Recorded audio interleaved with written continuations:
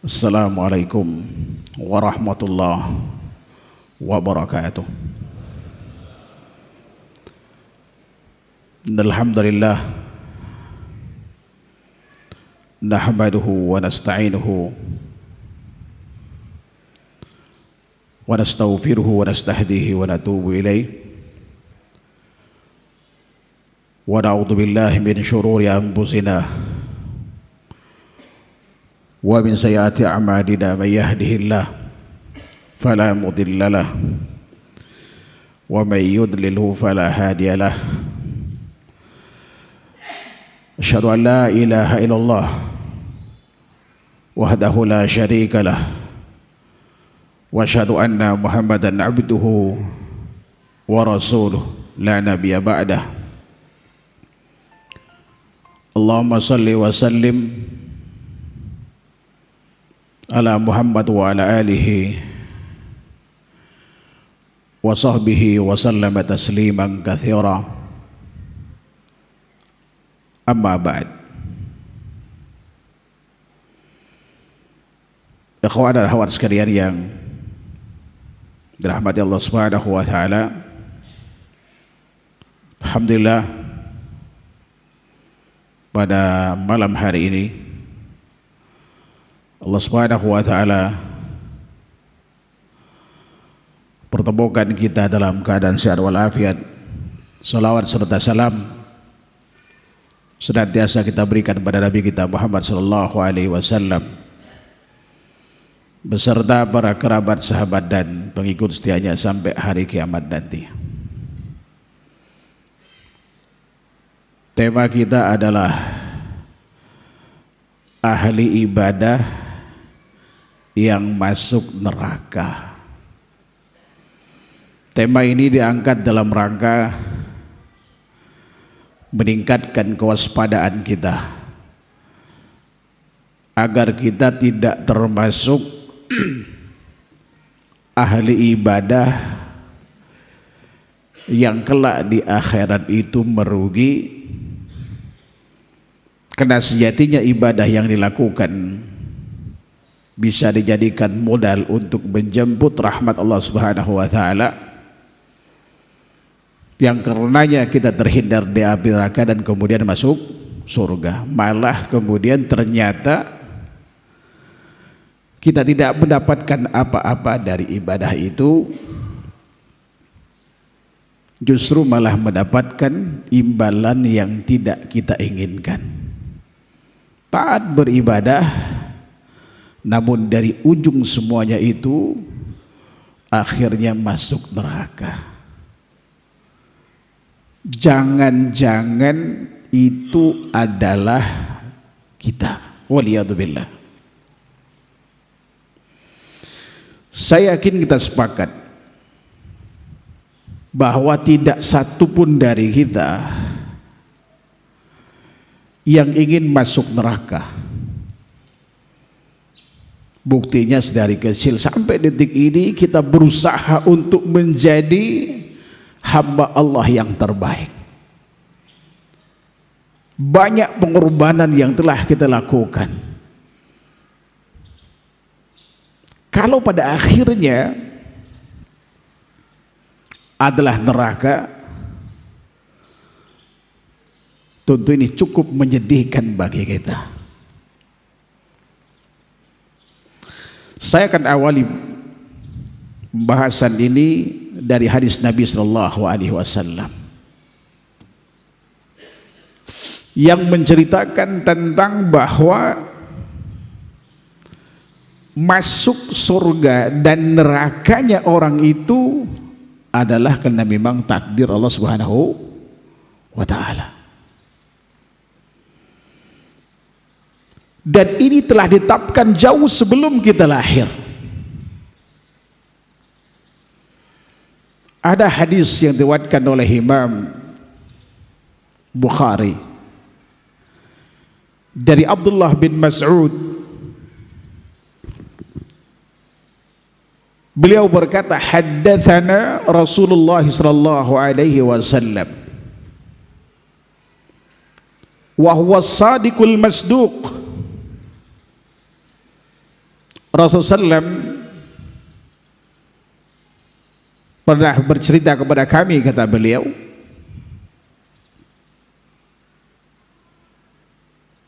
wa huwa sadiqul masduq, inna ahadakum yujma'u khalquhu bi batni ummihi 40 yawman thumma yakunu 'alaqatan mithla dhalik thumma yakunu mudghatan mithla dhalik. Sungguh proses penciptaan salah seorang di antara kalian di rahim ibunya adalah 40 hari dia nutfah, ya kan, setetes sperma yang kemudian membuahi sel telur, lalu kemudian dia nempel di indung uterus tuh selama 40 hari. Summa yakunu 'alaqah, lalu kemudian dia menjadi sesuatu yang menempel, tepatnya ini menurut ahli embriologi nempel di indung uterus itu selama 40 hari. Lalu setelah itu diciptakan tulang belulang, lalu kemudian diselimuti dengan daging di 40 hari berikutnya, yang kemudian disebut dengan mudghah. Saat usia 120 hari atau 4 bulan dalam rahim ibu kita, saat itu fayursal ilaihil malak, lalu diutus padanya seorang malaikat. Apa yang dilakukan malaikat ini? Fayampuhu fihi ruh, dia meniupkan roh. Wa yu'mar bi arba'i kalimat, lalu dia menetapkan 4 perkara. Apa itu? Yaitu bikatbi rizqih wa ajalih wa amalih, syaqiyun am sa'id. Pertama yang ditetapkan adalah tentang rizkinya. Kaya miskinnya kita itu sudah ditentukan Allah di saat kita berusia 120 hari atau 4 bulan dalam rahim ibu kita. Makanya kaya itu adalah bukan pilihan kita. Kaya miskin bukan pilihan kita, tapi ketentuan Allah. Saya yakin semua kita sudah milih kaya. Sampai detik ini berapa di antara kita yang milih kaya yang kaya? Ya apa tidak? Bahkan yang tidak pernah kepikiran kaya jadi kaya. Yang ngepet pengen kaya miskin. Sebab itu sudah ketentuan Allah jauh sebelum kita lahir. Setelah itu Allah tentukan usia kita, durasinya untuk menjemput rahmat Allah Subhanahu wa taala dengan amal saleh yang kita lakukan itu hanya kurang lebih 45 tahun bagi yang ditetapkan usianya 60 tahun, dan 55 tahun bagi yang usianya tetapkan 70 tahun. Sebab kisaran usia umat Nabi Muhammad itu tidak lebih dari 60 dan 70 tahun, sebagaimana hadis riwayat Imam Tirmidzi dari sahabat mulia Abu Hurairah radhiyallahu anhu, Rasulullah pernah bersabda, a'maru ummati ma baina 60 wa 70 aqalluhum may yajuzu dzalik. Usia umatku berkisar antara 60 sampai 70 tahun. Jarang yang melampaui batas itu. Oleh karena kita harus selalu mengingat kematian. Apalagi yang usianya sekarang udah 59 tahun. Tinggal setahun lagi itu. Atau yang lewat dari 60 tinggal berapa? Tapi ingat, yang muda bukan berarti masih lama.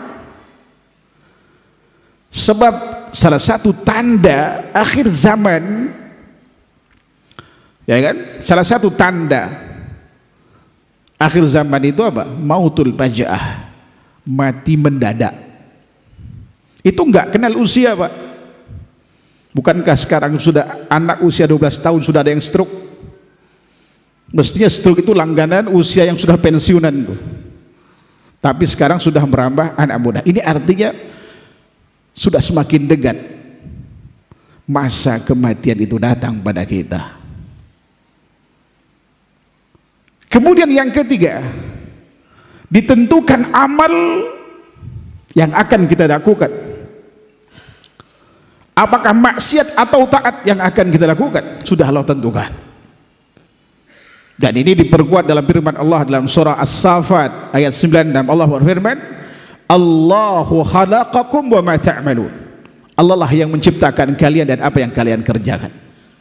Dan yang terakhir keempat, Allah tentukan akhir dari sebuah episode perjalanan hidup kita. Syaqiyun am sa'id. Apakah dia bakal sengsara atau bahagia? Istilah populernya itu su'ul khatimah atau husnul khatimah. Bad ending atau good ending. Apakah berakhir dengan baik atau berakhir justru buruk? Lebih lanjut kemudian Rasulullah katakan, Fawalladzi la ilaha ghairu, demi zat yang tidak ada ilah yang berhak diibadahi kecuali selain dia. Inna ahadakum la ya'mal bi amali ahli al-jannah hatta ma yakunu bainahu wa bainaha illa dhira'. Sungguh salah seorang di antara kalian benar-benar melakukan amal penduduk ahli surga. Sedari kecil, Masya Allah, dia salah, dia puasa, nyaris tidak ada perintah kecuali dilakukan, tidak ada larangan kecuali dihindari. Ini amalan penduduk surga. Sampai antara dan surga tinggal satu hasta saja. Fayasbiqu alaihil kitab, namun takdir bicara lain. Fayamal bi amali ahlin nar fayadkhuluha. Lalu di penghujung usianya waliyadzubillah, dia melakukan amalan-amalan penduduk neraka dan dia sampai masuk ke neraka karenanya. Selanjutnya kata Rasulullah SAW, wa innar rajula la ya'malu bi amali ahli nar hatta ma yakunu bainahu wa bainaha illa dhira'un fayasbiqu alaihi alkitab fayakhtamu lahu bi amali ahli aljannah fayadkhulaha. Sebaliknya, ada orang yang melakukan amalan ahli neraka, tidak kenal kecuali maksiat kepada Allah. Mungkin maksiat dari A sampai Z telah dilakukan, namun di penghujung akhir hayatnya Allah sudah tentukan, ya kan, sampai di antara dia dengan neraka itu tinggal satu hasta, namun takdir bicara lain. Di penghujung usianya Allah berikan hidayah padanya, Allah sapa dia, Allah ajak dia untuk bertaubat kepada Subhanahu wa ta'ala, dan dia melakukan amalan-amalan ahli surga, kemudian dia masuk surga karenanya. Ini alhamdulillah yang terakhir. Yang pertama ini yang jadi masalah. Bapak Ibu yang dirahmati Allah Subhanahu wa ta'ala, bahkan ada amal yang rutin kita lakukan, saya yakin nyaris di antara kita tidak pernah meninggalkannya. Tapi kalau kita tidak pernah memperhatikan kualitasnya, bisa jadi itu adalah indikasi bahwa takdir itu tidak baik untuk kita.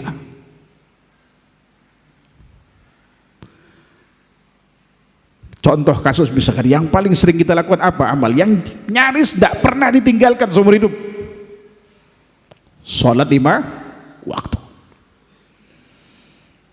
Perhatikan hadis berikut ini. Ada orang yang sholat seumur hidupnya, tapi endingnya dia mati di luar agama Nabi Muhammad SAW. Sebabnya apa? Tidak ada satu sholat pun yang dilakukan memenuhi standar sah. Orang memandang kita ahli ibadah, sholat, masya Allah ini luar biasa rajinnya. Mungkin tempat waktu di awal waktu sebelum adzan dia datang. Tetapi kemudian ketika sholatnya tidak memenuhi standar sahnya sholat, maka tidak sah sholat yang dilakukan. Kalau seumur hidup dia lakukan hal itu, maka tidak satu sholatnya pun diterima, sehingga dia mati di luar agama Nabi Muhammad SAW. Hadis riwayat Imam Ibn Khuzaimah dengan kualitas hasan dari sahabat mulia Abi Abdillah Al-Ash'ari Al-Ansari, bahwa suatu hari Rasulullah SAW setelah selesai sholat bersama sahabat, duduk bersama sahabat yang tersisa di Masjid Nabawi. Padakhala rajulun, ada orang masuk ke dalam masjid. Faqama ar-rajul yusalli fakabbar wa raka' wa sajad wa kana yankuru bi sujudi. Orang ini berdiri, dia salat, dia takbir, dia ruku, dia sujud. Dia matok dalam sujudnya, sangat cepat sujudnya. Sampai sahabat mulia menuturkan kama yankurul ghurabud dam, seperti burung bangkai makan bangkai, sangat cepat kena rebutan gitu. Ternyata Rasulullah memperhatikan salat sahabat ini. Lalu dia berkata kepada sahabat yang bersamanya, ataruna hada, perhatikan bagaimana dia salat. Man mata ala hada mata ada wiril millati Muhammad. Barang siapa yang mati dengan cara sholat seperti ini, dia mati di luar agama Muhammad Sallallahu Alaihi Wasallam. Artinya kalau sholat seperti itu yang dilakukan seumur hidupnya, artinya sholatnya nggak sah. Sementara kita tahu bahwa sholat itu inna bainar rajul wa bainal kufri wasyirki tarkus salah, kata Rasulullah. Sungguh batas pemisah antara seorang dengan kesyirikan dan kesyirikan itu meninggalkan salat.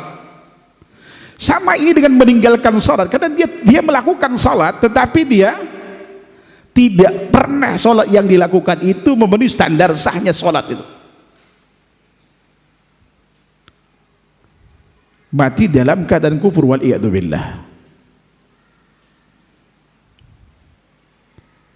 Bahkan ada orang yang mungkin wal iyadu billah salatnya diterima, salat diterima, melakukan puasa diterima, zakatnya diterima, tapi kemudian di penghujung akhir hayatnya dia masuk neraka. Artinya dia ahli ibadah, salat, puasa, zakat, semua amal dilakukan, namun dia tidak pandai merawat pahala yang telah diraih. Ingat, salat ini ibadah yang rumit, sulit untuk didapatkan pahalanya, termasuk kemudian puasa. Bahkan Rasulullah pernah mengatakan mayoritas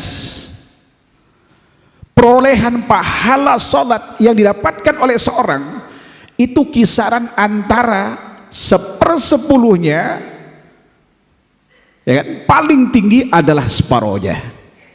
Sebagaimana sabda beliau, innar rajula la yusalli salatan ma lahu min salatihi illa ushruha tusuha thumunuha subuha sudusuha khumusuha rubuha thulusuha wa nisbuha.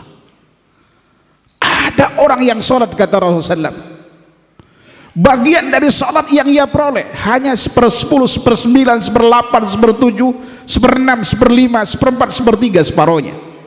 Bukan tidak ada 2/3 dan yang sempurna, namun langka. Ini udah dapatnya sedikit, ya kan? Lalu kemudian kita sirnakan dengan sikap dan perbuatan kita yang arogan.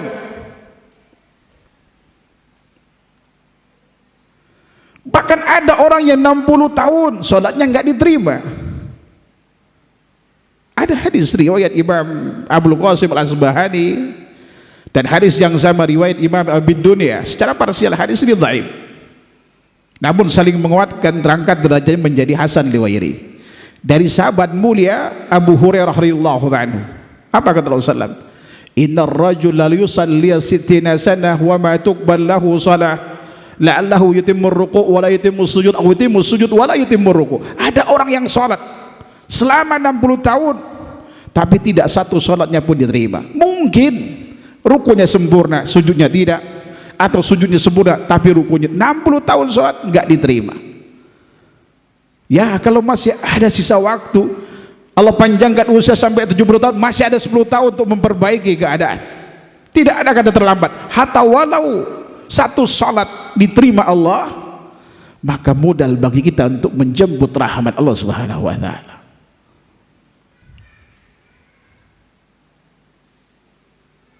Begitu pula puasa. Tidak ada jaminan bagi kita puasa. Jangankan yang puasa tahunan, puasa Ramadan, mungkin kita selingi dengan puasa-puasa sunnah. Untuk meraih pahala puasa tidak mudah. Bukankah Rasulullah pernah mengatakan dalam hadis riwayat Imam Baihaqi, Ibnu Khuzaimah, Tabrani, sahabat mulia Abu Hurairah radhiyallahu anhu, juga dari Abdullah bin Umar, mereka berkata Rasulullah pernah bersabda, rubba sa'imin hadduhu min siyamihi al-ju' wal atas wa rubba qa'imin hadduhu min qiyamihi sahar. Berapa banyak orang yang puasa, bagian dari puasa yang ia peroleh hanya lapar dan haus. Dan berapa banyak orang melakukan qiyamul lail, bagian dari qiyamul lail hanya begadang, gak dapat apa-apa. Ini artinya tidak mudah meraih pahala puasa dan qiyamul lail, termasuk zakat. Andai kata, alhamdulillah, mungkin kita katakan kita udah kenal sunnah udah sekian lama, amal kita alhamdulillah sesuai dengan tuntunan. Tidak ada amal yang kita lakukan kecuali ada perintahnya, dan tidak ada perintah yang kita lakukan kecuali sesuai dengan tuntunan. Artinya katakanlah puasa, salat, zakat, amal-amal lain itu memenuhi syarat sahnya ibadah, kita dapat pahalanya. Akan tetapi bisa jadi kalau kita tidak mampu menjaga perolehan pahala amal yang pernah kita lakukan, maka tidak mustahil kita termasuk ahli ibadah yang dilemparkan ke dalam neraka karenanya. Wal'iyadzu billah. Bukankah Rasulullah pernah bersabda dalam hadis riwayat Muslim, beliau pernah mengatakan di hadapan para sahabatnya, atadruna manil mublis, kalian tahu enggak siapa orang yang bangkrut itu? Yang terlintas di benak sahabat itu, orang yang mublis, kata mereka, qalu man la dirham lahu wala mata, yaitu orang yang enggak punya duit dan tidak punya bekal hidup. Rasulullah tidak menyalahkan jawaban sahabat ini. Itu betul bangkrut, tapi itu urusan dunia, hilang masih bisa dicari. Tapi yang benar-benar bangkrut, kata beliau, siapa dia? Al-muflis min ummati ya'ti yaumal qiyamati bi salatin wa siyamin wa zakah wa qad syatama hadha wa qadafa hadha wa akala mala hadha wa sapaka dama hadha wa daraba hadha. Orang yang bangkrut dari umatku nanti, kata beliau, adalah yang datang di hari kiamat, dia membawa pahala salat, pahala puasa dan zakat, artinya ini ibadah yang diterima nih. Katakanlah pas kenyunahnya kita. Namun sayang, bersamaan itu lisan kita tidak kita jaga. Lisan ini berbahaya sekali. Dia kalau timbang mungkin hanya 1 on barangkali itu. Tapi orang bisa pindah agama karena lisan. Ya kan? Permusuhan bisa jadi karena lisan. Teman bisa jadi musuh karena lisan. Peperangan berkorban karena lisan. Suami istri bisa cerai karena lisan. Ya apa tidak? Dan banyak sekali dosa disebabkan karena lisan. Makanya Rasulullah katakan, aktsaru ma yudkhilun nar, ya kan? Aktsaru ma yudkhilun nasan nar al-ajwafan. Atau kama qala Rasulullah, yang paling banyak memasukkan manusia ke dalam api neraka 2 rongga, yaitu lisan dan kemaluan. Atau kama qala Rasulullah. Di antara sebab yang membuat ahli ibadah masuk neraka setelah dia meraih pahala ibadahnya adalah asyatam, mencaci maki. Ini setelah sholat dilakukan.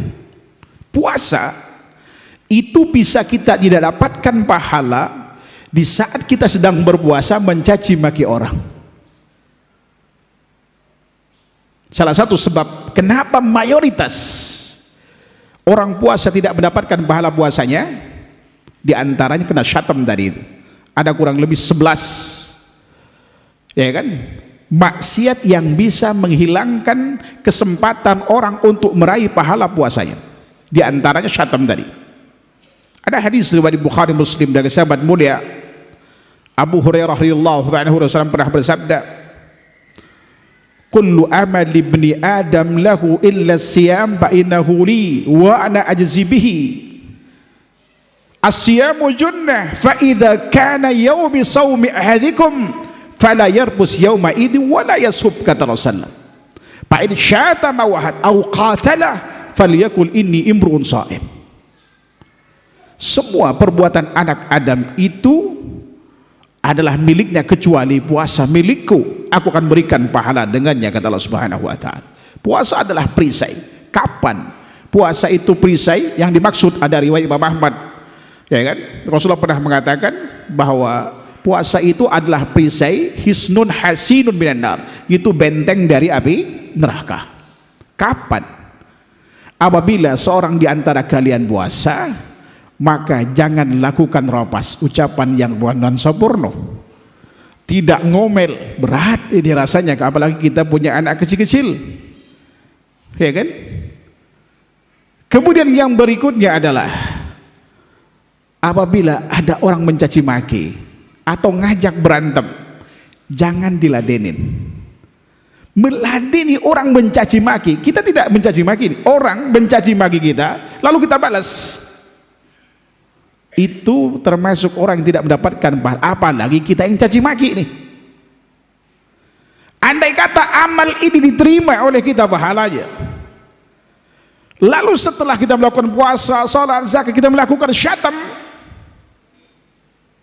maka pada saat itu, ya kan, ada masalah, akan menghapus perolehan pahala tadi itu, paling tidak mengurangi kesempurnaannya.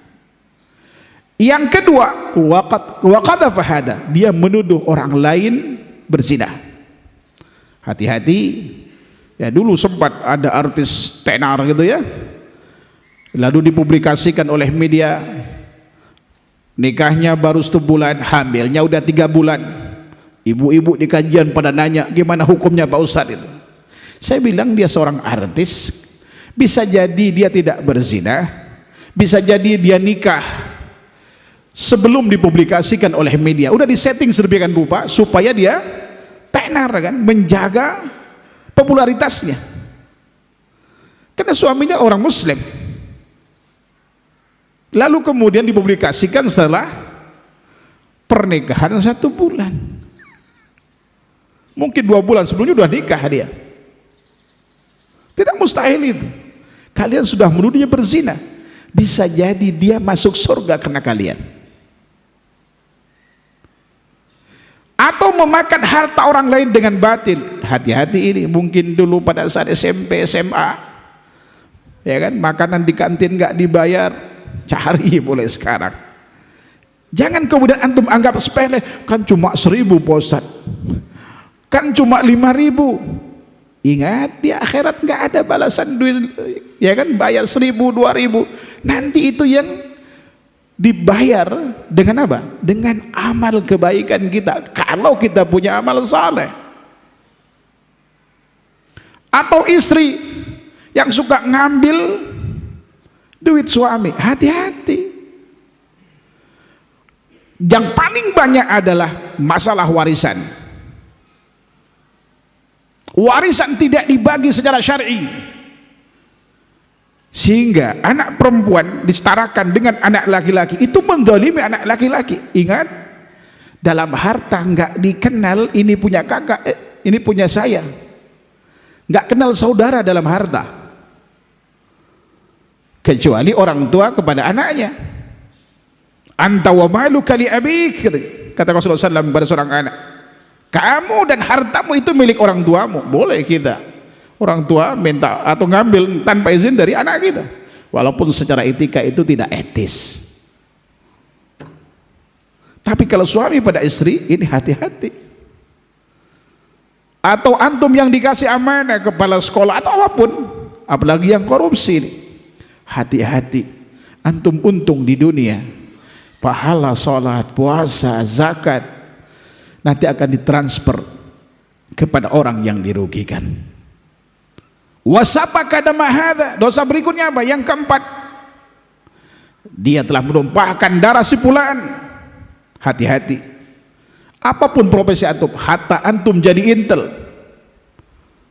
ya kan? Jangan sampai kemudian ngasih informasi yang salah sehingga orang itu terbunuh karena informasi yang salah dari antum. Kalau itu sengaja, masalah besar.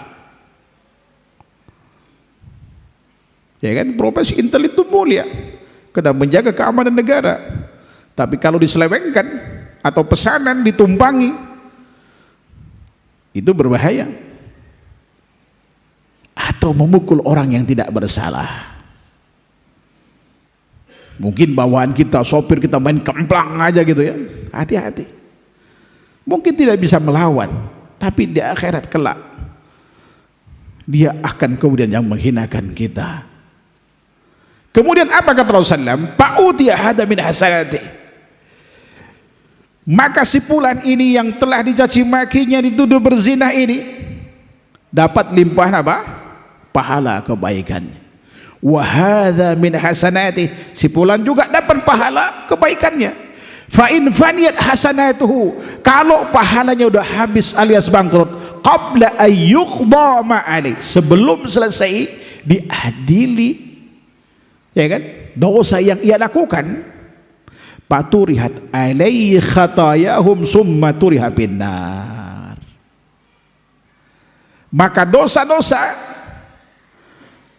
orang yang pernah didolimi tadi dilimpahkan kepada ahli ibadah, dan ahli ibadah dilemparkan ke dalam neraka wal iyadu billah.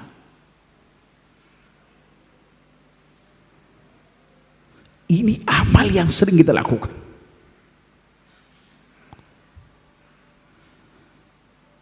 Bahkan termasuk dalam hal zakat. Ada orang yang mati di medan perang, ada orang yang masya Allah nggak mau baca Al-Quran kecuali kalau ada mikrofon. Bukankah mereka ini adalah awwalu man tusa'ar bihimun nar?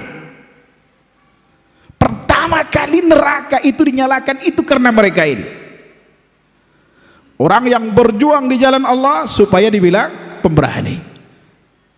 Orang yang baca Al-Quran, belajar ilmu supaya dibilang alim, qari. Orang yang dermawan supaya dibilang orang yang Masya Allah setiap ada donasi dia nyumbang, bangun masjid, bangun ini, supaya dibilang dermawan, orang kaya. Hadis riwayat Muslim. Mereka adalah orang pertama kali api neraka dinyalakan. Bukankah nampak zahirnya dia ahli ibadah, tetapi dalam pandangan Allah nol.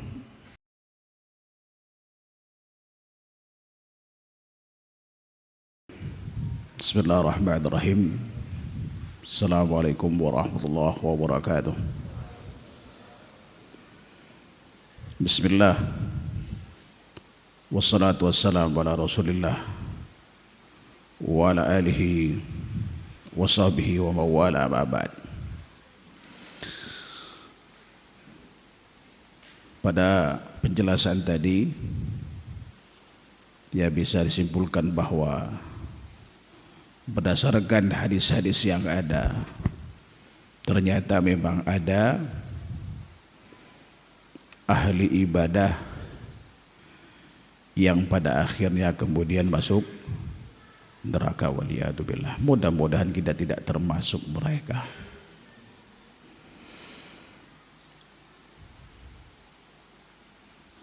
Kemudian yang berikutnya,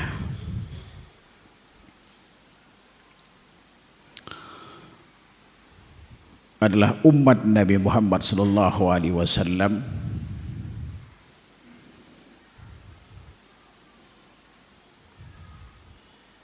dia barangkali juga ahli ibadah,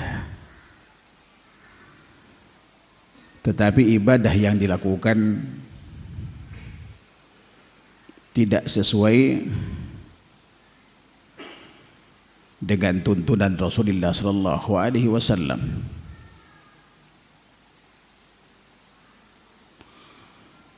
Maka dia termasuk orang yang masuk neraka. Ini berlaku baik laki-laki maupun perempuan, baik dia orang biasa ataupun mungkin dia adalah tokoh masyarakat. Sebab suatu hari Rasulullah SAW pernah di depan beberapa sahabatnya,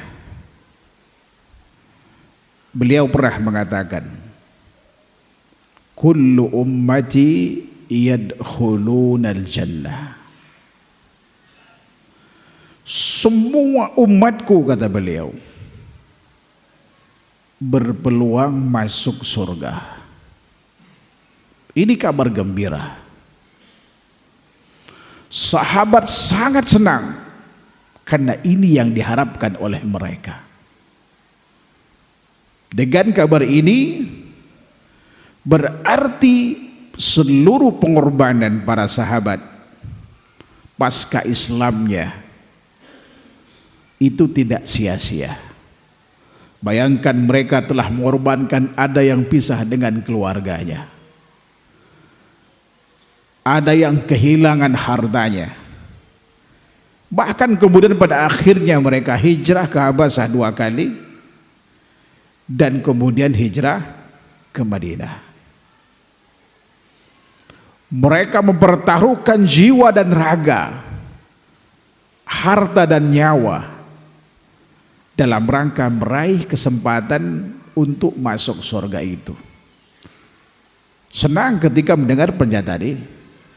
Tapi ketika Rasulullah katakan illa man abah, kecuali yang enggan, para sahabat kaget. Karena biasanya sahabat itu kalau ada sesuatu, ada orang yang ya kan dikecualikan dari yang istimewa, mereka menganggap yang dikecualikan itu adalah mereka. Karena saking takutnya dengan neraka itu. Karenanya mereka berkata, qalu may ya'ba ya Rasulullah. Artinya mereka serentak pada saat itu mengatakan, siapa gerangan yang enggan itu? Sebab tidak satu pun dari sahabat itu yang enggan masuk neraka. Dan itu telah mereka buktikan dengan pengorbanan pasca Islam yang mereka lakukan. Lalu Rasulullah SAW bersabda, kata-katanya simpel namun berat untuk dilaksanakan. Man ata'ani dakhalal jannah. Barang siapa yang taat kepadaku, mengikuti ajaran beliau, di mana syariat Nabi Muhammad SAW menyentuh seluruh lini kehidupan kita. Apapun kemudian profesi kita, di situ ada sunnah Rasulullah SAW mengaturnya. Makanya dalam 1 kali 24 jam lebih dari 1000 sunnah bisa dihidupkan seorang muslim yang tahu akan sunnah Rasulullah SAW.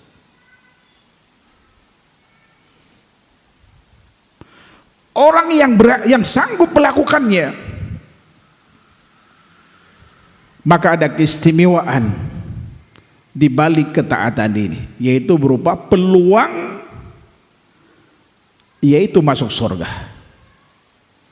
Sebaliknya, waman asani,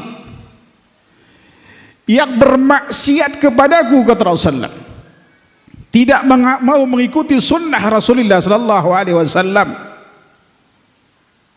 bahkan menggantinya dengan syariat lain, atau tidak mengganti tapi mix, mencampur adukan antara sunnah dengan bid'ah, itu termasuk maksiat.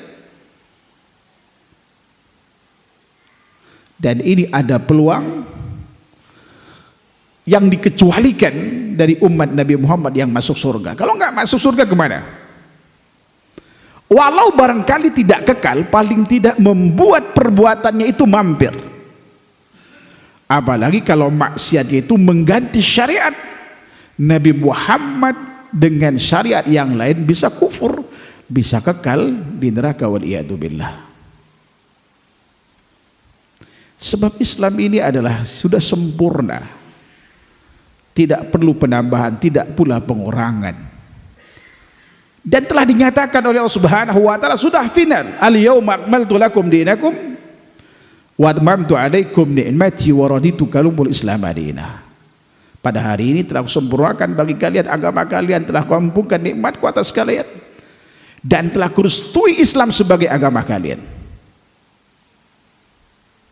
Al-Imam Malik rahimahullah ketika mengomentari ayat ini, beliau berkata, man ibtada'a bil Islam bid'atan wa yaraha hasanah faqad za'ama anna Muhammadan khana risalah liqaulihi ta'ala al-yawma akmaltu lakum dinakum wa atmamtu alaikum ni'mati wa raditu lakumul Islam madinah. Law lam yakun yawma idin dinan falam yakun al-yawma dinan, kata beliau. Barang siapa yang mengada-ada di dalam agama ini dan menganggap baik, berarti dia telah menuduh Muhammad itu berkhianat. Sebab apa? Sebab Allah telah mengatakan, pada hari ini telah kusempurnakan bagi kalian, ya kan, al-yawma akmaltu lakum dinakum, agama kalian, dan telah kurampungkan nikmatku atas kalian, dan telah kurestui Islam sebagai agama kalian. Andai kata beliau saat itu yang diada-ada itu bukan bagian dari agama itu, sampai kapanpun dia bukan bagian dari agama. Karena Islam itu sempurna. Jalan ke surga jelas, neraka udah jelas. Bahkan dipertegas dalam banyak hadis, diantaranya riwayat Imam Ibnu Hibban, ada riwayat Imam Tabrani, sahabat mulia Abu Dzar, ma baqiya syai'un yuqarribu ilal jannah wa yuba'idu minan nar illa waqad buyyina lakum. Tidak tersisa sedikit pun sesuatu yang dapat mendekatkan ke surga dan menjauhkan dari neraka kecuali telah dijelaskan kepada kalian. Ini artinya Islam ini nggak perlu penambahan, tidak perlu pengurangan, apalagi di mix, dicampur aduk dengan ajaran yang lain. Artinya kita itu hanya dituntut untuk menjalankan perintah, menjauhi larangan, dan tidak mengada-ada. mengada-ada atau kemudian memasukkan sesuatu yang bukan bagian dari Islam ke dalam Islam, ini adalah maksiat yang pelakunya bisa terancam dengan neraka sekalipun dia ahli ibadah, walaupun barangkali tidak kekal. Sebab ada penghuni neraka permanen dan ada non permanen, ada yang abadi, ada yang temporal, ya kan? Jadi amalan-amalan tadi itu bisa membuat seorang itu paling tidak sekalipun tidak kekal bisa mampir, kecuali yang barangkali tadi perang murni karena ingin dibilang pemberani, bukan karena Allah. Tapi kalau karena Allah dan karena dibilang pemberani, syirik kecil, dia hanya nggak dapat pahala dari perbuatan tersebut, sama dengan yang baca Al-Quran, menuntut ilmu.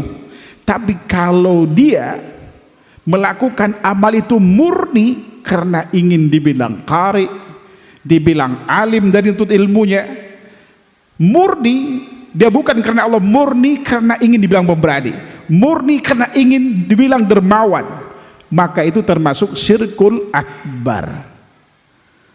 Itu bisa membuat pelakunya kekal di neraka.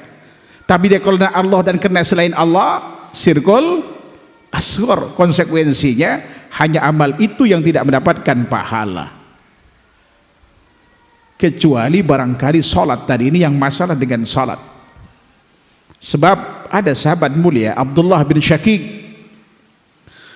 beliau pernah mengatakan, kana ashabu Muhammadin sallallahu alaihi wasallam, kata beliau, la yarawna syai'an minal a'mal tarkahu kufrun ghairus salah. Para sahabat Nabi sallallahu alaihi wasallam itu berpendapat bahwa tidak ada sesuatu yang kalau ditinggalkan kufur selain sholat. Itu sudah ijma' para sahabat. Jadi orang yang mengingkari kewajiban sholat, walau sholat kufur, atau yang tadi seumur hidupnya sholat tapi nggak ada satupun yang sah sholat, ini fatal. Makanya Rasulullah katakan dia mati di luar agama Nabi Muhammad SAW. Walaupun kita tetap berharap mudah-mudahan mungkin kena ketidaktahuan, orang ini barangkali dengan perbuatan itu hanya mampir di neraka tidak kekal. Mudah-mudahan.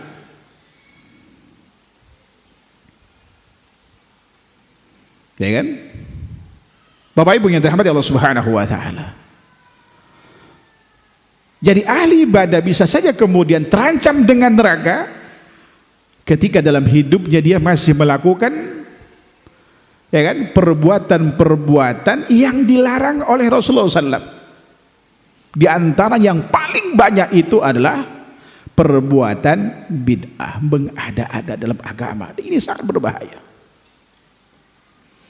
Padahal bid'ah itu secara fitrah seluruh manusia, seluruh muslim, hatta pelaku bid'ah itu sendiri, itu fitrahnya menolak. Antum mau tahu contohnya? Coba, saya pernah nyoba, ada kakak kelas saya, beliau 3 tahun di atas saya di pondok, lulusnya sekitar mungkin 3 tahun yang lalu. Beliau maksa ketemu saya jam setengah 12 malam. Saya baru pulang kajian, udah capek banget. Akhi, anak mau pengen ketemu sama antum, udah lama gak ketemu, kangen. Anak, ini malam. Saya pikir mau ngapain. Begitu dia datang, ya sudahlah, udah lama gak ketemu. Anak tahu antum beda sama saya. Saya bilang, iya beda, antum kurus, saya gendut. Apa maksud antum? Ya nggak tahu, mungkin dia lihat dari ceramah atau dari kawan-kawan, saya juga nggak ngerti. Tiba-tiba beliau katakan, bagi anda, ya kan, dalam hidup ini yang penting ya kita beragama netral-netral aja lah. Saya di Salafi ngaji, di Muhammadiyah ngaji, di NU ngaji, di ini ngaji, di ini ngaji. Bagi saya semua baik, kata dia ini. Saya bilang ke beliau, akhi, di dunia ini nggak ada yang netral. Antum naik motor aja kalau netral nggak jalan, ya kan? Kemudian dia sebut Ya saya kadang tahlilan, ya kalau orang tahlilan ikut, maulidan ikut, ya enggak juga, ya kadang juga enggak katanya. Artinya pengen diterima di semua kalangan. Lalu kemudian singkatnya, ini ceritanya panjang, singkatnya saya kasih contoh begini. Anda pengen tahu antum, ya kan, komentar antum nih. Ini dua hal, enggak kelihatan ya. Ini dua air ini, taruh di sini. Ya, ini taruh di sini. Anda bilang ini amal, hadisnya lemah. Ini amal, enggak ada dalilnya. Mana yang antum pilih? Ini bicara fitrah. Pasti milih yang ini apa yang ini? Milih yang ini kan? Ya kalau kita yang tahu nggak milih keduanya. Ya apa tidak? Dia milih ini. Milih yang hadis dhaif. Saya tanya kenapa? Ya mungkin saja nisbahnya dari Rasulullah itu ada. Dan juga sebagian ulama membolehkan. Saya jelaskan kedudukan hadis dhaif dalam Islam. Betapa hati-hatinya para ulama itu mengamalkan ini. Bahkan nyaris tidak bisa diamalkan. Ya kan? Nyaris tidak bisa diamalkan. Kalaupun diamalkan itu harus memenuhi syarat. Pertama, yang mutlak tidak boleh diamalkan, yang masuk dalam kategori dhaif syadid. Ini kata Imam Ibnu Hajar, ulama besar mazhab Syafi'i. Sebagaimana dikutip oleh Imam As-Sakhawi dalam kitabnya Al-Qaulul Badi' bis Salati ala Syafi'i. Guru kami selalu mengulang-ulang bahwasanya hadis dhaif syadid mutlak tidak boleh diamalkan dalam agama menurut kesepakatan para ulama, kata beliau. Lalu disebutkan, yaitu yang disebabkan perawinya pendusta, atau dituduh berdusta, atau hafalan yang sangat buruk. Makanya hadis sebetulnya Allahumma barik lana bi Rajab wa Sya'ban wa balikna Ramadan itu enggak boleh naik mimbar sejatinya. Ya kan? Karena Zaid bin Abi Raqad dia hafalnya sangat buruk. Cuman kena orang enggak tahu, masih diamalkan. Ya kan? Singkat cerita, nyaris tidak bisa diamalkan. Lalu dhaif, ya kan? Hatta tidak terlalu lemah. Kalau berkaitan dengan masalah hukum akidah juga ulama sepakat tidak boleh diamalkan. Baru boleh diamalkan itu dalam fadhail. Itu kalau memenuhi 5 syarat. Dalam tesis saya ada 7 syaratnya. Tidak boleh terlalu lemah, tidak boleh berkaitan dengan akidah, tidak boleh berkaitan dengan ahkam taklifiyah, tidak boleh bertentangan dengan kaidah umum Islam. Pengamalan hanya sebatas hati-hatian, tidak boleh disebahkan kepada Rasulullah. Kemudian kontennya berkaitan dengan fadhail. Yang ketujuh, tidak boleh dipublikasikan. Itu kata Imam Ibnu Hajar Al-Asqalani rahimahullah taala. Namun 5 yang disepakati. Kemudian saya bilang ke beliau, kenapa ulama begitu hati-hati dalam keinginan untuk mengamalkan hadis dhaif? Karena takut menisbahkan sesuatu kepada Rasulullah yang bukan bagian dari ajaran beliau. Sebab Islam ini sempurna. Lalu kenapa antum tidak mengamalin yang ini? Ya kan nggak ada dalilnya. Ya kan? Seluruh bid'ah itu nggak ada dalilnya. Makanya dikasih embel-embel hasanah. Paham ini? Itu nggak ada dalilnya. Kalau mereka bilang itu bid'ah hasanah, mereka udah ngakuin, udah angkat tangan, udah nyerah. Tapi kan memang nggak ada dalilnya. Tapi bid'ah hasanah. Antum jangan maksa mereka untuk membawakan dalil. Mana dalilnya? Udah tahu dia bilang bid'ah hasanah, antum maksa. Memaksa dia untuk berbohong, kesian. Ya kan? Karena seluruh bid'ah itu nggak ada dalilnya. Kalau ada dalilnya bukan lagi bid'ah, ini sunnah. Dalilnya cuma bid'ah hasanah tadi. Ya kan? Nggak ada dalilnya. Bahkan kalau mau antum turunkan, ya kan, turunan dari ini, dia akan ngakuin kalau ini nanti tidak akan diamalkan oleh dia. Saya kasih contoh ke dia. Ustaz, coba anda bilang ke dia, ini wudu. Saya tanya antum wudu nggak? Kaget dia. Kenapa antum nanya itu? Nggak, saya tanya antum wudu nggak? Kenapa antum wudu? Kan gampang ngasih dalilnya kan? Ya apa tidak? Coba contohin wudu. Pasti wudunya seperti yang dicontohin kan? Kenapa antum gini? Kenapa antum nggak niat saya nyemplung ke kali? Ya kan? Oh, karena memang ajarnya begitu. Artinya kalau amal yang disyariatkan itu sangat mudah untuk diaplikasikan. ditanya tentang apa legal standingnya, ya kan, legal standing, ya kan, status amal ini apa, lalu kemudian status hukumnya apa, dasar hukumnya apa, status hukumnya apa, cara pengamalan seperti apa, keistimewaannya apa, pembatalnya apa. Antum gampang membawakan dalil. Coba yang bid'ah, dari dalil aja udah nggak bisa dia, mana dasar hukumnya, bagi apa status hukumnya, mau sunnah. Saya tanya beliau, Ustaz, ya sebutkan saat itu maulid itu, apa hukumnya menurut antum? Untuk menjawab pertanyaan saya hukumnya apa, muter-muter ada kali 15 menit.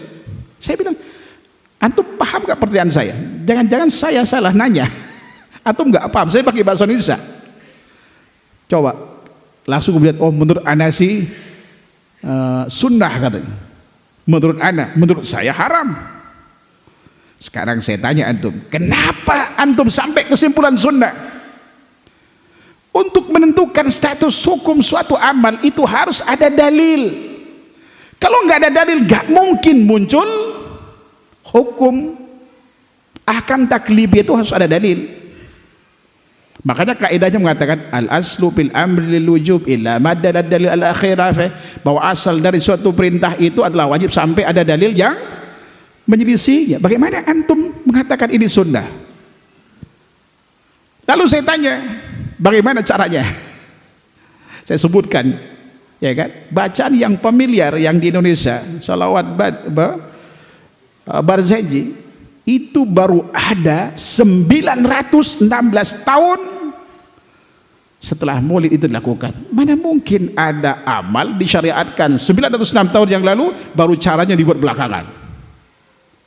Sebelum Al-Barzanji lahir tahun 1258, salawat yang dibaca apa? Oh, kata mereka salawat Munjiah Nariyah. Ini disebahkan kepada Al-Ghazali. Imam Ghazali lahir tahun 450-an, meninggal tahun 505. Artinya ada 80-an tahun jaraknya. Kan nggak mungkin begitu lahir langsung buat salawat kan? Tambah 20 tahun, kurang lebih 100 sekian tahun. Sebelum dia lahir, lalu salawatnya yang dibaca apa? Oh, mungkin saja selawat 1 dari 7 yang disyariatkan itu. Kita pastikan tidak mungkin. Kenapa? Karena pencetus pertama maulid adalah dinasti Fatimiyah, yang notabene adalah si Arab itu yang sangat anti dengan para sahabat, kecuali Ahlul Bait dan beberapa gelintir orang di luar itu. Mana ada kemudian suatu amal yang kemudian berubah gitu kan caranya. Kemudian ditutup pertemuan. Artinya bahwa fitrah manusia itu sejatinya anti dengan bid'ah itu, ya kan? Fitrah manusia itu sejatinya anti dengan bid'ah. Hanya nafsu, ego yang mereka mempertahankan itu. Kita sebagai muslim, ya kan, mestinya kalau ada sunnah Rasulullah udah ikuti saja. Sampai Imam Daruqutni itu pernah berkata, la yahillu li muslimin ayyu khalifas sunnah ba'da ilmihi biha. Tidak halal bagi seorang muslim, ya kan, setelah mengetahui sunnah lalu menyelisihinya, tidak boleh, itu haram hukum. Kecuali kita nggak tahu, lain soal kan. Tapi ini yang menyebabkan bisa jadi dia ahli ibadah, tapi dengan perbuatan penyimpangan tadi dia bisa apa? Mampir di neraka. Sebab Rasulullah masih menganggap mereka adalah umatnya. Kalau umat Nabi Muhammad SAW itu bukan orang kafir pastinya, ya apa tidak? Tapi ini bisa menyebabkan mereka adalah mampir di neraka, waliyadzubillah. Ya kan? Kemudian juga termasuk para wanita, ya kan, mungkin saja dia ahli ibadah, masya Allah, rajin, tapi kemudian perlakuan pada suaminya, ada nggak ahli ibadah tapi berani pada suaminya? Banyak.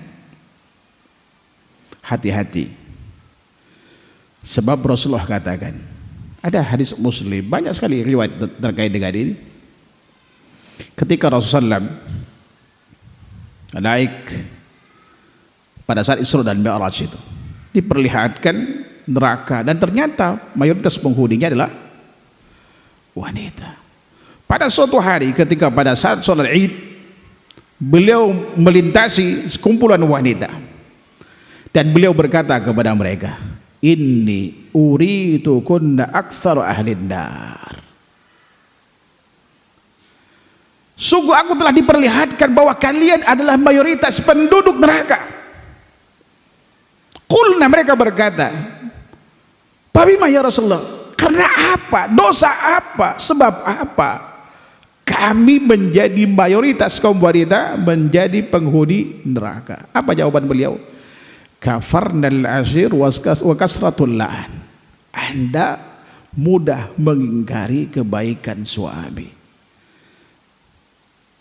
Karena gara-gara tas yang diinginkan gak dibelikan, langsung dasar,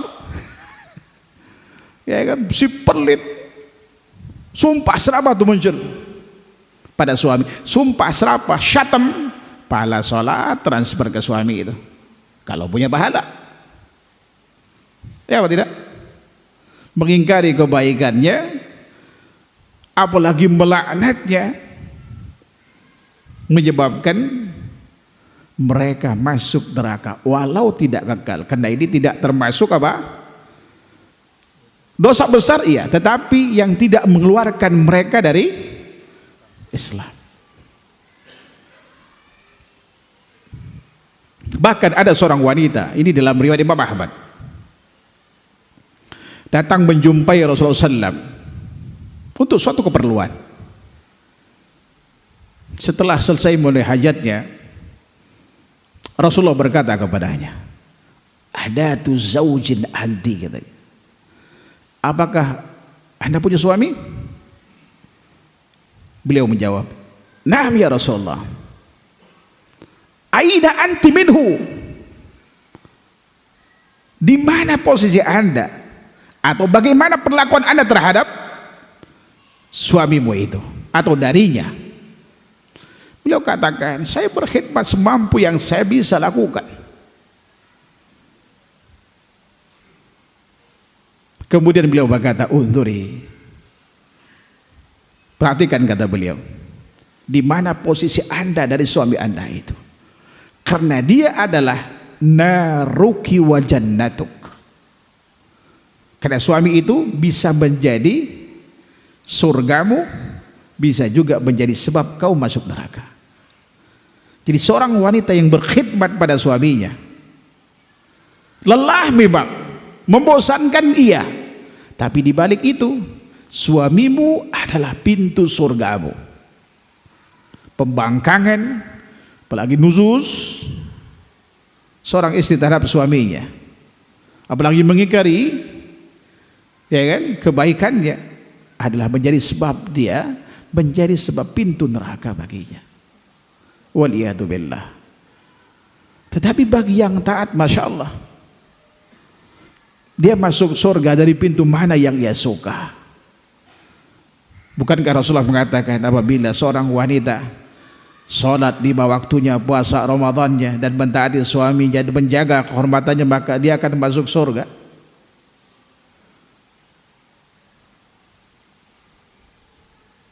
Oleh karenanya para ibu, mari kita jadikan suami adalah pintu surga, dan suami pun harus kemudian juga membantunya. Jangan kemudian Anda memposisikan sebagai pintu neraka bagi dia. Sebab suami yang baik tentunya dia akan membantu istrinya menjadi istri yang baik.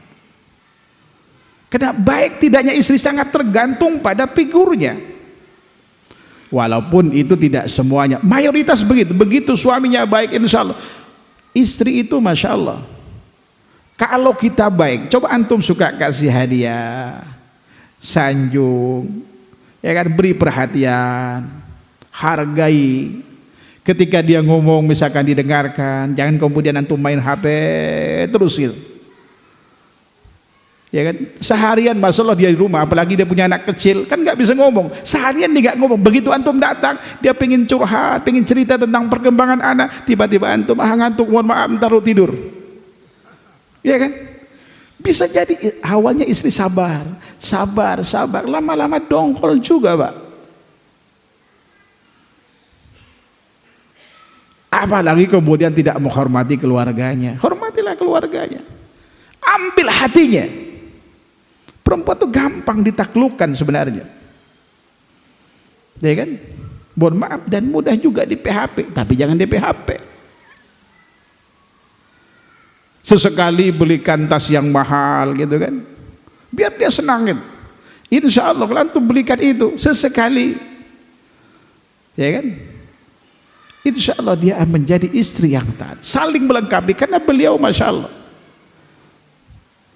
Ya kan? Diciptakan dari tulang yang bengkok itu. Dibiarkan tetap bengkok, dipaksa keras, patah, cerai. Makanya Rasulullah katakan pastausu bin nisa'i khaira. Dia istri kita. Kalau ada perilaku yang tidak baik darinya, ingat kebaikannya. Itu ajaran Rasulullah pada kita. Jangan selalu diungkit-ungkit kesalahan. La yapraku mu'minun mu'minatan idza kariha minha khuluqan radiya min al-akhar. Hendaklah seorang mukmin itu tidak terlalu benci seorang mukminah, apalagi di istrinya. Apabila dia membencinya, satu akhlak pasti ada akhlak yang dia sukai. Paling tidak, Masya Allah, istri kita melahirkan anak kita. Coba antum kalau ingin, ya kan, bisa menutup kesalahan istri. Coba lihat perjuangan ketika dia hamil dan ketika dia melahirkan. Saya pernah 2 kali kena dibolehkan, selebihnya nggak boleh lihat. Bagaimana perjuangan istri itu mengeluarkan anak itu. Saya masih ingat itu, sampai ini pori-porinya itu seperti keluar darah itu, ngedeknya luar biasa. Itu perjuangan hidup mati. Apalagi yang sudah dipastikan gak bisa keluar kecuali dengan operasi sesar. Itu dibelek perutnya. Tidak ada yang bisa melakukan itu kecuali istri kita. Ya kan? Dia gak bisa makan, gak bisa minum seenaknya. Ketika sakit gak bisa minum obat kan? Karena ada anak kita di dalamnya. Begitu lahir, per 2 jam bangun. Yang bangun siapa? Kita? Tidak, kita mengorok. Yang bangun istri yang capek, ya kan? Udah berhari-hari nyusui. Itu berlangsung berapa lama itu? Sampai dewasa tuh ibu. Bahkan sampai kita nikah pun kadang-kadang. Coba ini para suami, ya kan? Begitu ada kesenangan, curhatnya sama siapa? Sama istri. Kalau ada kesulitan, curhatnya sama siapa? Sama ibu. Ibu tuh dapat sialnya doang tuh. Itu istri kita, itu anak kita kan.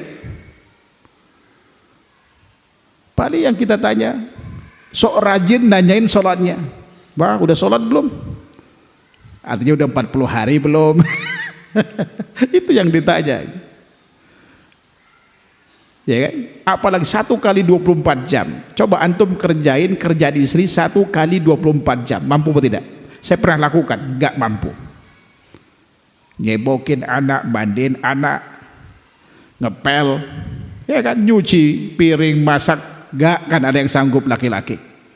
Tapi wanita Masya Allah sambil nyuci piring, sambil masak, sambil nyuapin anak, masih bisa COD-an dia. Itu luar biasa itu, multi talent nih istri kita. Ya kan, masih bisa COD-an, masih bisa terima telepon. Luar biasa. Tapi ingat, dengan kelemah lembut, dengan dedikasinya itu, ternyata menurut penelitian, wanita lebih panjang usianya daripada para lelaki. Kebanyakan cowok dulu yang meninggal, baru kemudian istrinya. Ya kan? Bahaya kalau istri kita masih muda, harta melimpah ruah, antum meninggal. Siapa yang menikmati harta kita? Istri kita dan suami berikutnya. Kita ada di mana? Tergantung perjalanan hidupnya di dunia. Kalau kemudian sholatnya pas-pasan, beribadah tidak ikhlas, walaupun tidak kekal, ada di lubang api neraka. Sementara harta, mobil mewah, rumah mewah dinikmati oleh istri kita dan suami barunya. Ada yang mau? Tidak akan ada yang mau pastinya. Tapi kalau terjadi, apa boleh buat? Baik, wallahu ta'ala alam. Jadi solusinya dari semua yang kita uraikan tadi, karena kita tahu bahwa surga nerakanya seorang adalah telah ditentukan oleh takdir. Jauh sebelum kita lahir, tepatnya ketika kita berusia 120 hari, syaqiyun am sa'id. Namun ini bukan harga mati. Takdir bisa dirubah dengan dua hal. Pertama, ikhtiar maksimal. Perbaiki niat kita, perbaiki keimanan kita, perbaiki keikhlasan kita otomatis. Dan lakukan amal sesuai dengan tuntunan Rasulullah SAW. Setelah itu kemudian kita pertahankan amal itu dengan menjaga anggota tubuh kita agar kemudian tidak merusak dan menghapus pahala amal yang dilakukan. Itu yang kita sebutkan tadi, itu adalah penghapus parsial. Ada pemusnah massal pahala, yaitu kesyirikan kepada Allah Subhanahu wa taala. Siapapun Anda, apapun amal yang telah dilakukan, kalau di penghujung usia mati dalam keadaan syirik kepada Allah Subhanahu wa taala, maka perbuatan itu akan sia-sia. Semua amal yang dilakukan sirna nggak ada artinya, nol, dan akan kekal di dalam api neraka. Wal iyadu billah. Yang kedua setelah ikhtiar maksimal adalah berdoa. Sebab Rasulullah katakan la yurdal qadaru illa doa. Tidak ada yang bisa merubah takdir itu kecuali doa. Ikhtiar maksimal. Lalu yang kedua adalah berdoa kepada Allah Subhanahu wa taala agar semua amal yang kita lakukan diterima, dan kita minta perlindungan kepada Allah Subhanahu wa taala dari perbuatan syirik, dari perbuatan maksiat-maksiat yang bisa menghilangkan pahala amal ibadah kita, yang dengannya kita bisa gagal untuk meraih surga Allah Subhanahu wa taala. Insyaallah dengan dua hal ini, ikhtiar maksimal dan kemudian berdoa, mudah-mudahan apa yang Allah janjikan mendapatkan rahmat di penghujung usia, insyaallah ya kan, akan menjadi sebuah kenyataan. Mudah-mudahan seluruh amal kita ya kan sesuai dengan tuntunan diterima Allah Subhanahu wa taala, dan kita bisa menjaganya sampai tutup usia kita insyaallah. Dan semoga kita dihindarkan dari perbuatan-perbuatan yang bisa menghilangkan pahala amal atau seluruh pahala amal yang pernah kita lakukan. Amin ya rabbal alamin. Wallahu ta'ala alam. Mungkin kalau ada pertanyaan satu saja, kalau udah jam 8. Kalau ada pertanyaan silakan. Tidak ada? Naam. Naam.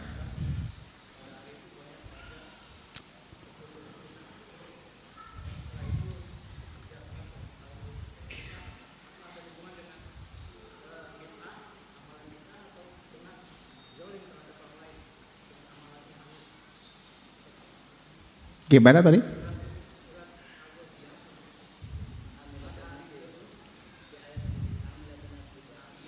Ada amilatun nasib atas nada hamil.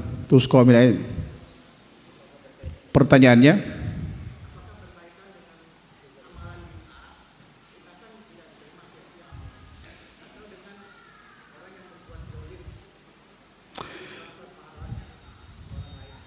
Taib. Coba saya cek, saya takut salah Pak, karena ini firman Allah Subhanahu wa taala.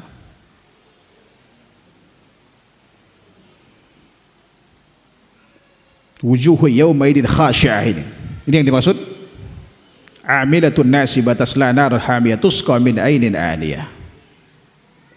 Hal ataka hadisul ghada, sudahkah datang kepadamu berita tentang hari pembalasan? Banyak muka pada hari itu tunduk terhina, bekerja keras lagi kepayahan memasuki api yang sangat panas di neraka, diberi minuman dari sumber yang sangat panas. Mereka tiada memperoleh makanan selain dari pohon berduri gitu, ya kan? La yusminu wa la yughni, laisa lahum ta'amun illa min dhari, la yusminu wa la yughni min ju', yang tidak menggemukkan dan tidak pula menghilangkan lapar. Apa yang dimaksud dengan wujuhu yaumaidin khasyah? Al-Imam Ibnu Katsir mengatakan yang maknanya yang dimaksud dengan khusyuk di sini adalah terhina. Menurut Qatadah juga dikatakan oleh Imam sahabat mulia Abdullah bin Abbas bahwa wajah-wajah tersebut tunduk terhina karena amal perbuatannya tidak bermanfaat bagi dirinya. Ini umum. Mungkin dia telah beramal tapi sia-sia. Mungkin tadinya dia ahli ibadah tapi kemudian dia melakukan kesyirikan, mati dalam keadaan kesyirikan, sia-sia, tidak ada artinya. Atau bisa jadi dia mengamalkan suatu amal tetapi amal tidak diterima. Menurut dia beramal tetapi kemudian amalnya tidak diterima, lalu kemudian dia menyesal. Banyak ayat di Al-Quran yang menceritakan tentang penyesalan orang-orang di akhirat karena dulu di dunia dia mengabaikan firman Allah dan sabda Rasulnya. Misalkan dalam surah Al-Ahzab, mungkin tentu bisa baca dari 66, 67, 68 ini. Allah Subhanahu wa taala mengatakan yauma tuqallabu wujuhum finnar yaqulu ya laitana ata'na Allah wa ata'na ar-rasul. Pada hari di wajah mereka dibolak-balikkan di api neraka. Lalu mereka berkata, aduhai, kenapa dulu kami tidak taat kepada Allah dan tidak taat kepada Rasul. Artinya mengabaikan firman Allah dan sabda Rasul. Tetapi kemudian mereka mengikuti apa? Fatwa-fatwa ulama yang menyesatkan dia, fatwa-fatwa tokohnya. Di ayat selanjutnya dikatakan wa qalu rabbana inna ata'na sadatana wa qabra'ana fa'adalluna sabila rabbana atihim dhifaini minal adab wa ladhum la'nan kabira. Ya Allah, artinya dulu kami di dunia telah taat kepada pemimpin-pemimpin dan pembesar-pembesar kami, tapi mereka kemudian menyesatkan kami dari jalan yang benar. Lalu kemudian mereka berdoa kepada Allah, ya Allah tolong berikan 2 kali siksa kepada pembesar yang menyesatkan. Kenapa? Sejatinya dia sesat, menyesatkan. Siksa yang pertama karena dia sesat, siksa yang kedua karena menyesatkan orang lain. Dan laknatlah dia dengan sebesar-besarnya laknat. Penyesalan di akhirat tidak ada artinya. Bisa juga dengan kezaliman. Karena kezaliman tadi, kalau si zalim mencaci maki, mengambil harta orang lain, membuat amal perbuatan yang lakukan juga sia-sia, masuk dalam kategori dia terhina karena semua amal perbuatan sia-sia, apapun yang menyebabkan perbuatan itu sia-sia, sebagaimana dikatakan sahabat mulia Abdullah bin Abbas yang dikutip oleh Imam Ibnu Katsir rahimahullahu taala. Wallahu taala. Ini barangkali yang bisa kami sampaikan, kurang lebihnya mohon maaf. Wallahu taala alam. Wa sallallahu Muhammad wa ala alihi wasallam. Subhanakallahumma wa bihamdika asyhadu an la ilaha illa anta astaghfiruka wa atubu ilaik. Assalamualaikum warahmatullahi wabarakatuh.